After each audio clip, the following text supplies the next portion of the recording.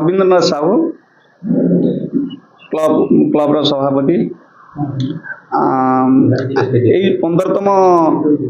राज्यस्तरीय टेनिस आउ कर्फबॉल टूर्नामेंट जो माँ बाई कप कराऊँगी तार 9-10 हूँ टेनिस बॉल एवं 11-12 हूँ कर्फबॉल आर हूँ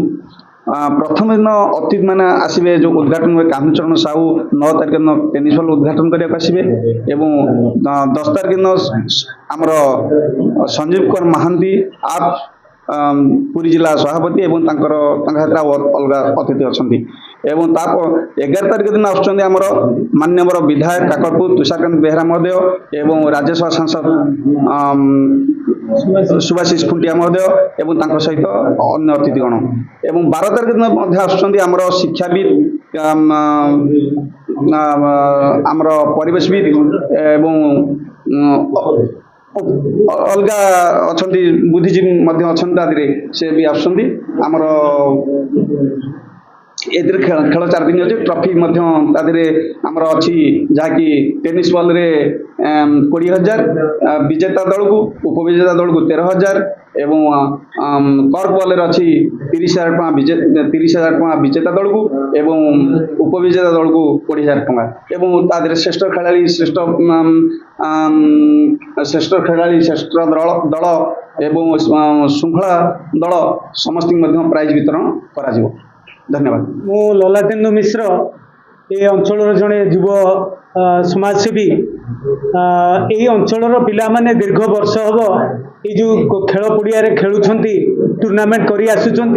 से निज पॉकेट रु खर्च कर यार जी विकास आज देखुं से द्वारा ही सरकार जो किसी गोटे दृष्टि आ प्रति पड़ूना जहाँफल आम गोटे दाबी रही गोटे मिनी स्टाडियम करागले आम केवल उपकृत हेबुनि ये अंचल 10-20टा पंचायत समस्ते भी उपकृत हो पारते। कार्तिक पोलई माँ बाई दे क्रिकेट क्लब रो वर्तमान मैनेजर मु आज यही सांबादिक सम्मेलन में घोषणा करने जाऊँगी राज्यस्तरीय क्रिकेट टूर्नामेंट कर्फबॉल बछा बछा 8टी दल प्रथम दल भाव में उभा होती माँ संकटेश्वरी क्रिकेट क्लब छेदा कटक एवं खोर्धारू साहेबनगर खोर्धा भुवनेश्वर टीएफसी बमिखाल भुवनेश्वर एवं आईआरसी विलेज नयापल्ली भुवनेश्वर एवं एथरक आम रखीचु ढेंकानाल कामाख्या माँ कामाख्या दल भाव में उभा होती ढेंकानाल जाजपुर गोटे दल अच्छी माँ ना विरजा ना विरजा ठाकुराणी ना जो दलटी अच्छी सी हूँ जाजपुर। जय जगन्नाथ।